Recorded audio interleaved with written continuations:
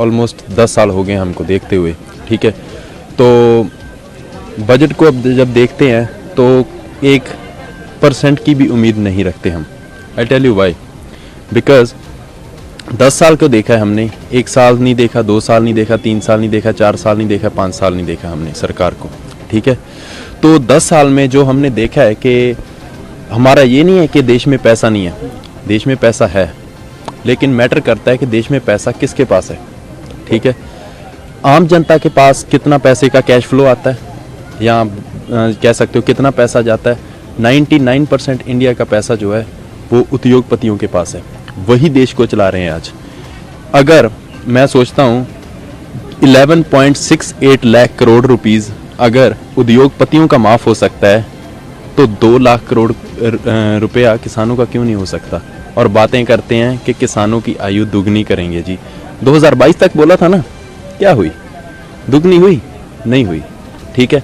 तो मुझे नहीं पता टीवी दिखाएगा या नहीं दिखाएगा, बट ये असलियत है। इकॉनमी मनमोहन सिंह के जब टाइम था 8.1% ग्रोथ पर चलती थी, राइट।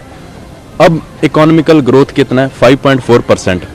और हम चलो जो 2022 तक जो दिखाए थे दावे वो तो भूल जाओ, वो तो उन्होंने बोल ही दिया कि जुमला था सभी, वो ठीक है, दैट्स इट। अब क्या दिखा रहे हैं?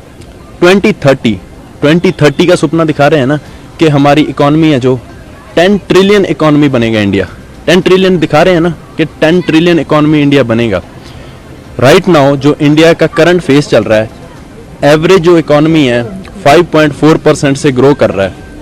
अगर 10 ट्रिलियन इकोनॉमी बनना है इंडिया को, 10 trillion economy, that's huge, right.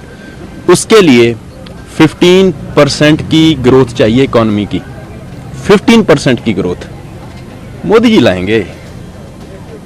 तो बजट से क्या आस रखते हो? बजट से कोई आस नहीं है, नथिंग। बजट से क्या आस रखेंगे? बजट से हम क्या आस रख सकते हैं? सारा कुछ तो आपने जो प्राइवेट करने के चक्कर में, प्राइवेटाइजेशन इज गुड। 1991 में एलपीजी रिफॉर्म्स लाए, right. LPG reforms, that's good. Privatisation तब तक गुड है जब प्राइवेट कंपटीशन हो। जब आप प्राइवेट कंपटीशन खत्म कर दोगे तो प्राइवेटाइजेशन जो है that will gonna lead to extreme capitalism, and extreme capitalism is always dangerous for the country where we stay.